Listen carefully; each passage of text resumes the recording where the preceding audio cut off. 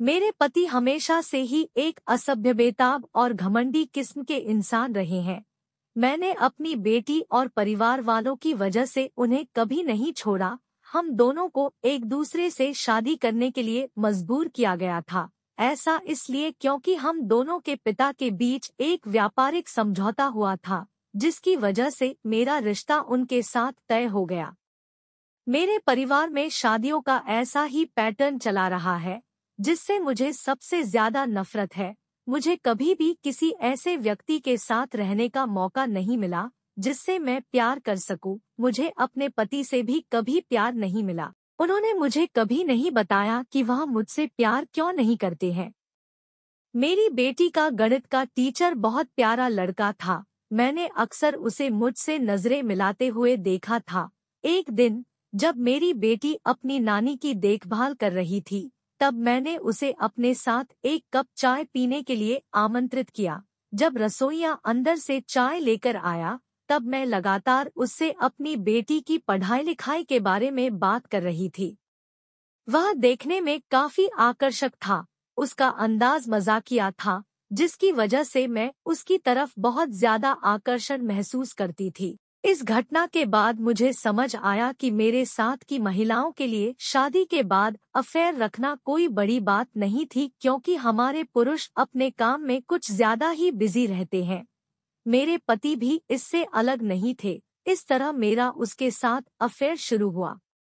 अपनी बेटी के टीचर के साथ एक्स्ट्रा मैरिटल अफेयर रखने पर मुझे कोई पछतावा नहीं है। ऐसा इसलिए क्योंकि मुझे एक ऐसे व्यक्ति से प्यार और अटेंशन मिल रहा था जो जानता था कि एक महिला को खुश कैसे रखा जाता है। वह न देखने में काफी सेक्सी था, बल्कि उसने मुझे शारीरिक संबंध बनाते हुए कामुक या अच्छा भी महसूस कराया। जब घर में कोई नहीं होता था तो हम दोनों साथ में काफी अच्छा समय बिताते थे। मैंने सुनिश्चित किया कि इस दौरान मैं अपने घर में घरेलू सहायिका, काम करने वाली स्त्री नहीं रख सकती, क्योंकि वह हमारे अफेयर के बारे में मेरे पति को बता सकती थी। भगवान जाने फिर वह क्या करेगा। 36 साल की उम्र में मुझे प्यार और जुनून मिला, जिसने मुझे सबसे ज्यादा खुशी का अनुभव कराया। लेकिन जैसा कि हर सामान्य अफेयर की कहानी में होता है, एक दिन मेरे पति ने मुझे पकड़ लिया। ऐसा तब हुआ जब मैं और मेरा प्रेमी एक दूसरे को अपनी कल्पनाओं से भरी कुछ सेक्सुअल तस्वीरें भेज रहे थे। इस दौरान मैंने अपने पति और बेटी की घर वापस आते हुए की आवाज सुनी। मैं काफी जल्दी में थी, जिसकी वजह से मैं उनका अभिवादन करने के लिए अपना फोन अपने बिस्तर पर रखकर नीचे चली गई।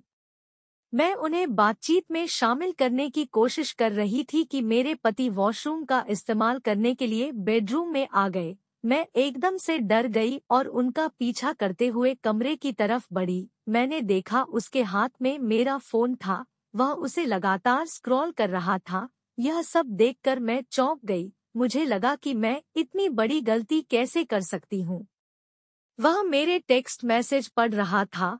मुझे इतना डर लग रहा था कि वह मेरे साथ या मेरे प्रेमी के साथ कुछ न कुछ जरूर करेगा, लेकिन इसका उलट हुआ। उसने मुझसे शांति से पूछा, इस बारे में कौन जानता है? मैंने कहा, कोई नहीं। उसने फोन को जमीन पर फेंक दिया और उसके टुकड़े टुकड़े कर दिए। निराश होकर उसने अपनी उंगलियों को अपने बालों में घुमाते हुए कहा, मैं नहीं चाहता कि हमारी बेटी इन सब चीजों से प्रभावित हो। किसी को भी इस बारे में पता नहीं चलना चाहिए। मुझे परवाह नहीं है कि आप किसके साथ क्या कर रही हो, लेकिन एक परिवार के रूप में हमारी प्रतिष्ठा दांव पर नहीं लगनी चाहिए, वरना इसका अंजाम बहुत बुरा होगा।